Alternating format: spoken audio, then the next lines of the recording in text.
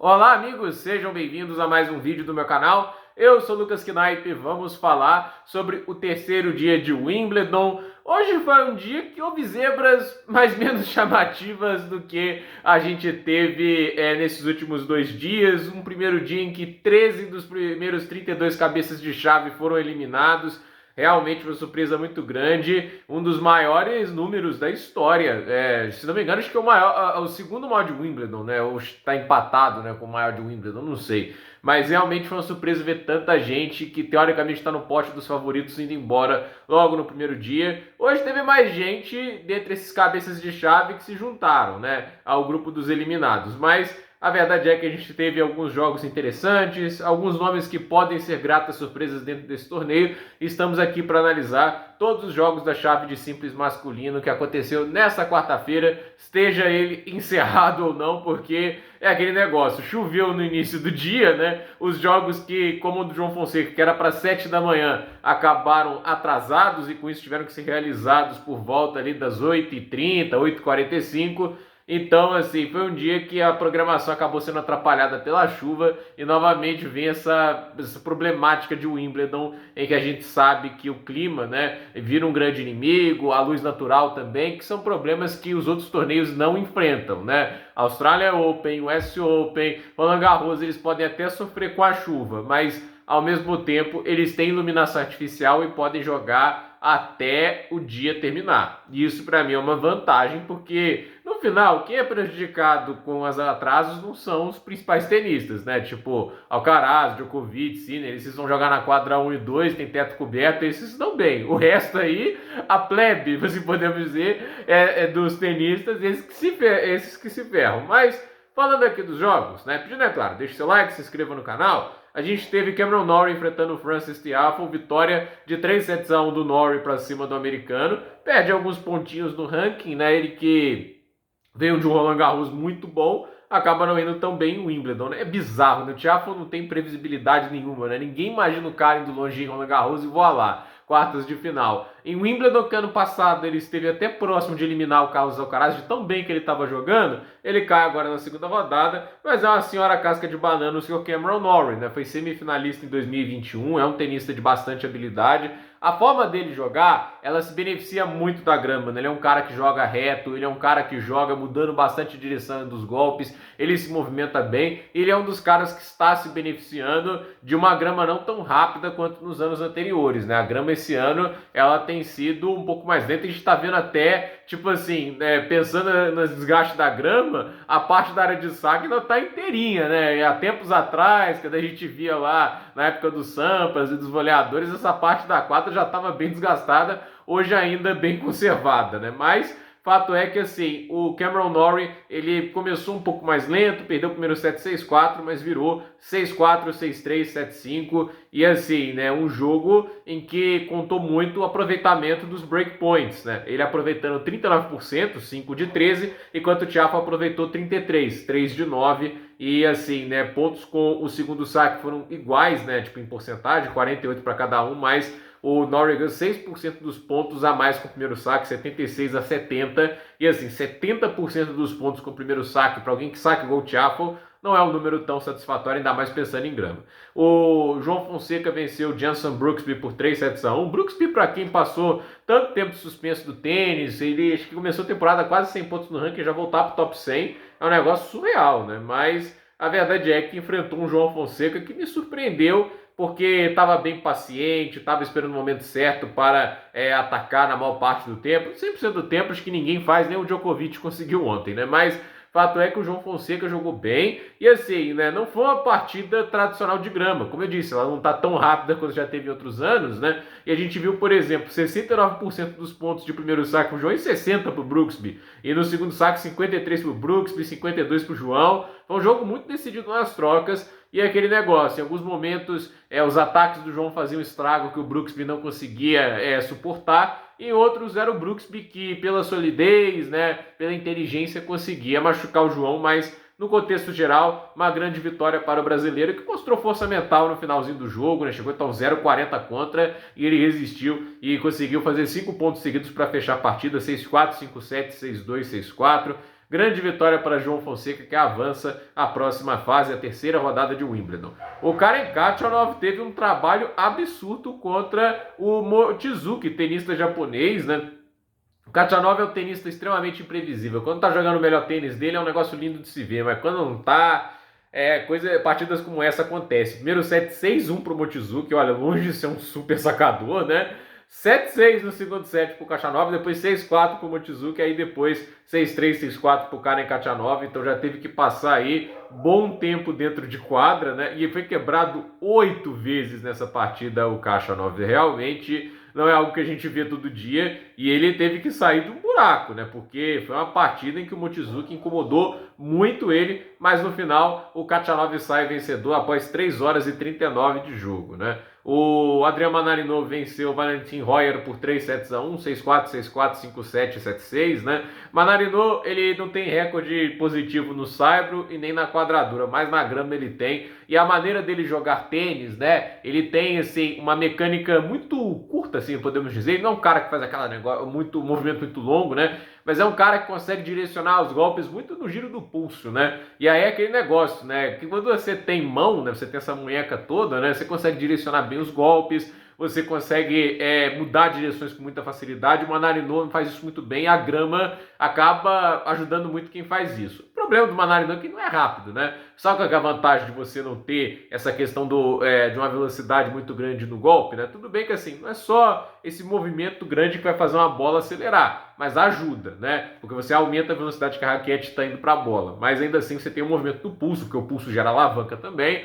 E do jeito que o movimento do Manarino é curto, não é só no pulso que você vai fazer, é uma combinação das coisas que gera a aceleração. E o Manarino não é um cara de gerar golpes extremamente velozes, mas não é assim que ele tenta jogar, ele joga com as armas que Deus deu para ele e ele consegue fazer o jogo dele fluir muito bem. Não à toa venceu aí o compatriota que avançou perante Stefanos Tsitsipas na primeira rodada, né? Nicolas Jarry venceu o Leonard Tim com enorme facilidade, 6-2, 6-2, 6-3. É até um pouco curioso, né, que o Leonard Tim, ele até devolveu o saque, colocou assim, ele só sofreu 9 aces do Jarry, que não é um número tão alto, pensando no quão bem o chileno saca. Mas por outro lado, 86% dos pontos com o primeiro saque para o Jarry e 80% com o segundo. O Jarry colocou, esse número aqui é uma sacanagem, né? 84% dos pontos dos primeiros serviços em quadra, né? Isso é um dos números mais altos da temporada se bobear, ainda mais para alguém que tem um primeiro saque tão potente, normalmente esse cara força mais, né? E assim, o Leonard Tim teve 35% dos pontos com o segundo saque, com o primeiro 63%, não tem como ganhar uma partida desse jeito, né? Não é um cara com um repertório letal muito grande, o Tim. Ele é um cara que se defende bem, que induz o adversário ao erro, mas assim, o saque dele é muito vulnerável, o segundo saque dele é um deleite pro Jarry meter a mão na devolução e machucar ele, e assim, não produziu um breakpoint sequer, e não incomodou o saque do Jarry em nenhum momento, né? Então, realmente um atropelo do chileno para cima do jovem tenista americano. O Andrei Rublev venceu o Lloyd Harris por 3-1, perdeu o primeiro set, Rublev, né? Mas depois conseguiu buscar a virada, 6-7, 6-4, 7-6, 6-3. Apesar dos 4 sets, jogo relativamente rápido, né? 2 horas e 44. O Rublev, obviamente, assim, não tá jogando o melhor tênis dele, mas vem conseguindo algumas vitórias. Ele, por exemplo, né, esse jogo, o Lloyd Harris é um bom sacador, fez 25 aces e nenhuma dupla falta, um número bem alto.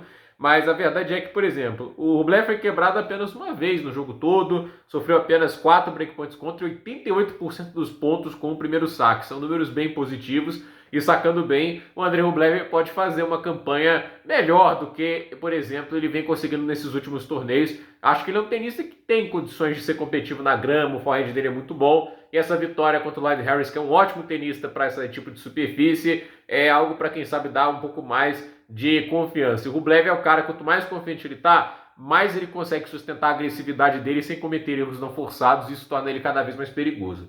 O Nuno Borges ganhou do Billy Harris por 3-0, 6-3, 6-4, 7-6. O Borges jogando muito bem na grama até agora, e assim, né, foi aquele termo americano, clutch, né, decisivo. 8 breakpoints contra, salvou todos, né, e produziu 6 breakpoints para aproveitar 2, e isso foi o suficiente para ele ganhar do tenista britânico. Não esperava o Nuno Borges na terceira rodada de Wimbledon, mas está aí e vem fazendo por merecer. O Brandon Nakashima venceu o Ion Kachebu por 3-1, 6-4, 4-6, 7-6, 6-4. eu não sou o maior fã do Brandon Nakashima, não vejo nele super recursos, super saque, tudo isso, apesar dos 21 aces na partida, né? Não vejo nele super golpes, mas ele é um tenista sólido e ele é um tenista que sabe distribuir muito bem o jogo. Se ele usar isso com inteligência, como o Bautista Agut usava, né? É um cara que pode incomodar, né? Ele não faz nada de errado também dentro de quadra. Eu não vejo ele com uma fraqueza grande no jogo. Só não vejo ele com um ponto fora da curva, né? E para mim, para ganhar torneio desse nível, tem que ter um ponto fora da curva. O Bautista Agut, o Kyle Busta, se não me engano, já foram até semifinalistas de slam. É verdade seja dita, ninguém confiou que mesmo eles estão longe no torneio, eles iam ser campeões. Alguém acreditava nisso, né? Mesmo lá, quando ele foi semifinalista do US Open naquele ano contra o Zverev, né? Que o Zverev é a final e pipoca contra o Thiem, né? Assim, quando ele perde pro Zverev, levando a virada depois de estar 2-0 acima, né? O Zverev nem jogou um tênis brilhante para virar dele, né? Porque, assim, no nível técnico que os dois têm, é uma disparidade grande e existe um limite até onde a inteligência tática te leva. Você precisa também ter alguns recursos, assim, que sejam sua base de segurança nos momentos de adversidade. E não acho que o Kyle Busta e o Bautista Agut tinham isso na carreira dele e não vejo o Nakashima tendo isso também. O Alcaraz venceu o Tarvet por 3-0, 6-1, 6-4, 6-4. Não foi um jogo muito complicado para o Alcaraz, enfrentou um tenista também que saca bem mal, né? Não é um grande sacador. 53% dos pontos ganhos com o primeiro saque por Tarvet, 43% com o segundo. Porém, né? Vamos falar também como se o Alcaraz tivesse feito uma partida simplesmente genial, sem nenhum tipo de defeito. Ele foi muito letal nos breakpoints. De 10 produzidos, aproveitou 6. Mas ele teve 11 breakpoints contra ele, né? Tipo, o Tarvet incomodou nos games de devolução. Nota que o Alcaraz 3 aces e 4 duplas faltas, 65% do primeiro saque em quadra. Não é trágico, mas também não é lá umas mil maravilhas. 69% dos pontos com o primeiro saque. Não é tão legal assim, né? Ok, o britânico se mexe muito bem, mostra que tem condições de ser habilidoso na grama, mas ainda assim, né? Tipo, não é aquela partida que eu olho e falo assim, o Alcaraz está jogando um super tênis, enfrentou um tenista muito mais mal ranqueado e que não está acostumado com Grand Slam, né? E aí se espera que o Alcaraz vá lá e vença essa partida sem se complicar tanto. Eu acho que assim, ok, o fez, mas ainda assim ele deixa umas bandeiras vermelhas assim, porque realmente eu esperava até um pouco mais pelo que ele tinha feito em Queens, né? Jordan Thompson venceu o Benjamin Bonzi em uma partida muito longa de tênis, né? 5 sets, né? Acho que não passou das 4 horas, mas ainda assim foi um jogo duro e ele venceu o Benjamin Bonzi 3-2, 7-5, 6-7, 4-6, 6-2, 6-4. O Jordan Thompson, para mim, ele vai numa linha parecida com a do Manarino. Não é um cara extremamente potente, mas ele sabe movimentar a bola dentro de quadra, ele sabe colocar o adversário em movimento, ele tem mão para volear, e aí isso conta bastante. Então, não é um cara que gera muito peso e potência nos golpes dele, mas ele tem outros recursos que o tornam um tenista muito perigoso. Mattia Bellucci venceu o Jiří Lehecka por 3-0, 7-6, 6-1, 7-5. Esse é um resultado que acho que ninguém estava esperando. É um resultado muito assustador mesmo, porque o Lehecka, teoricamente, é aquele jogador de grama que pode causar muitos problemas, mas aí é a definição também de um tenista que foi unclutch, né? Se eu falei lá do Nuno Borges salvando todos os breakpoints, aqui o Lehecka 4 breaks contra foi quebrado em todas as 4 oportunidades. Isso é uma situação que você não pode deixar passar. E assim, né, o Mattia Bellucci não é o maior especialista em grama, então uma atuação bem fraca do Jiří Lehecka, 7-6, 6-1, 7-5. Lehecka, que tinha feito um grande torneio de Queens, cai aí na segunda rodada. Arthur Hinderknecht e Garin estavam jogando hoje, partida suspensa com 2-7-1 para o Hinderknecht, 6-3 no primeiro set para o Garin, depois 6-3, 7-6 para o Arthur Hinderknecht. Então assim, vamos ver como essa partida vai terminar. O francês que superou o Alexander Zverev a 1 set de avançar à terceira rodada. Esse jogo também não esperava esse resultado, o Matt Kratz vencendo o Ethan Quinn por 3-0. Para mim, talvez não o resultado em si, mas a forma que aconteceu. 1h33, 6-1, 6-4, 6-3. Vitória muito tranquila contra um americano que, teoricamente, tem até recursos para jogar bem na grama e tem velocidade de golpe. Mas nem tudo é velocidade de golpe. Colocação, como eu disse, na grama, às vezes é mais importante do que propriamente a potência que um tenista é capaz de gerar. E a gente estava tendo um jogo, né, entre Helena Struff e Félix Auger-Aliassime. Desse jogo sai, vencedor desse jogo sai o adversário do Alcaraz, né? E olha, o Aliassime podia estar com 2-0. Primeiro set ele conseguiu ali fazer um 6-3.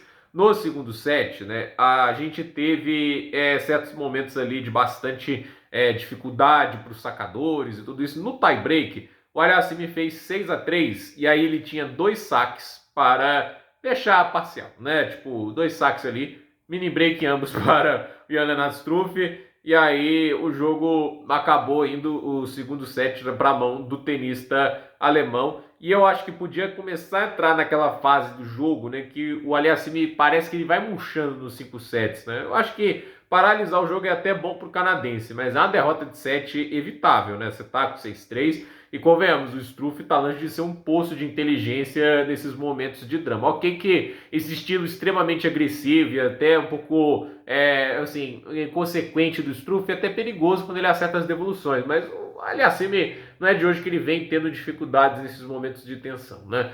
E a gente teve, encerrando o dia, vamos ver o que acontece com o resultado amanhã. Vamos ver assim, também o que o Fritz faz na terceira rodada, né? Porque convenhamos, né? O cara tá trabalhando, né? Tanto na semana passada como nessa. E que vitória contra o Gabriel Diallo, jogaço de tênis e uma vitória merecida aí pro Taylor Fritz. Olha, um jogo que assim, né? Foi equilibrado, parelho, Diallo complicou muito a vida, mas há de se ressaltar uma ligeira superioridade pro Fritz num jogo extremamente bem jogado de tênis, né? Porque, assim, 80% dos pontos com o primeiro saque contra 76%. São médias altas por parte dos dois tenistas, mas 67% por Fritz, 34% por Diallo. Diallo, ele até nivela muito o jogo no saque. 25 aces por Fritz, 26 por Diallo. Isso é um número bem interessante. Mas no fundo de quadra, claramente existe ainda mais inteligência tática por Fritz e um nível de poder de fogo muito parecido para ambos os tenistas. E aí é aquele negócio, na balança a vantagem ainda vai para o número 5 do mundo. E assim, o Diallo é 40 do mundo, mas está jogando um tênis maravilhoso, numa chave melhor, tenho certeza que ele poderia ir mais longe no torneio e complicar a vida de muito tenista bom aí, porque ele gera muito poder de fogo nos golpes dele, não vejo ele como uma carência grande no jogo, acho que o backhand dele é bom, o forehand dele é bom, ele jogou bem no saibro, ele vem jogando muito bem na grama. Tô bem de olho no Gabriel Diallo para essa gira de quadradura nos Estados Unidos, porque promete. Deu trabalho a um grande tenista de grama que é o Taylor Fritz, e eu tô gostando muito do tênis que eu tô vendo do Taylor Fritz até agora. Jogou um baita tênis. Vamos ver quem ele enfrenta agora do jogo entre Alejandro Davidovich Fokina e o Botic van de Zandschulp, que vale lembrar, está neste momento no terceiro, na verdade no quarto set, né? E o Fokina chegou a sacar para o jogo, né? Tipo assim, vale lembrar isso. Foi quebrado, teve o match point, não conseguiu confirmar e o jogo foi interrompido por falta de luz, né? Primeiro set 6-1 para o Fokina, depois 6-4 para o Van de Zandschulp, aí 6-3 para o Fokina, e aí estava 5-5 nesse quarto set, jogo bem duro inclusive, e o Fokina chegou a ter um match point no game de devolução ali, no último game que foi jogado hoje, mas não conseguiu aproveitar. O Luciano Dardelli estava vencendo até com, assim, certa tranquilidade o Arthur Ferry, tenista britânico que venceu o Alexei Popyrin, né? E que derrota feia para o Popyrin, 461 do mundo, veio a convite para o torneio. Óbvio, devolveu o saque bem, mas o número 20 do mundo tinha que estar pronto para isso, né? E assim, o Nardelli vencendo até agora 6-4, 6-3, longe de ser o maior especialista em grama, longe de ter o saque mais poderoso, mas é ele que vem conseguindo responder bem aí ao tenista convidado, né? Então, mais um dos jogos que vão ter que ser encerrados amanhã. E o que a gente tem amanhã para o Wimbledon? A gente tem às 7 da manhã Alex de Minaur contra Arthur Cazux, Fábio Cobolli contra Pennington Jones, Marcos Giron contra Jakub Menzik, a gente vai ter Miomir Kecmanovic contra Jesper de Jong, Fabien Marojan contra Jaime Munar, Grigor Dimitrov contra Floretan Moutet, a conclusão dos jogos interrompidos, né? Félix Auger-Aliassime e Jan-Lennard Struff, Davidovich Fokina contra Van de Zandschulp, Arthur Ferry contra o Luciano Dardelli e os outros também ali, se eu esqueci de algum. Holmgren vai enfrentar o Thomas Mahat. O primeiro jogo na quadra central, Daniel Evans e Novak Djokovic. Pedro Martins vai enfrentar o Mariano Navone. Olha, é um pouco curioso ver dois tenistas que a gente poderia falar repelentes de grama na segunda rodada e um deles vai estar na terceira. A dúvida é qual dos dois avança, né? Sebastian Hoffner contra Tommy Paul. Brandon Nakashima vai enfrentar o Riley Opelka. A gente vai ter o Ben Shelton enfrentando o Ricky Indicata. Jack Draper vai enfrentar Marin Cilic.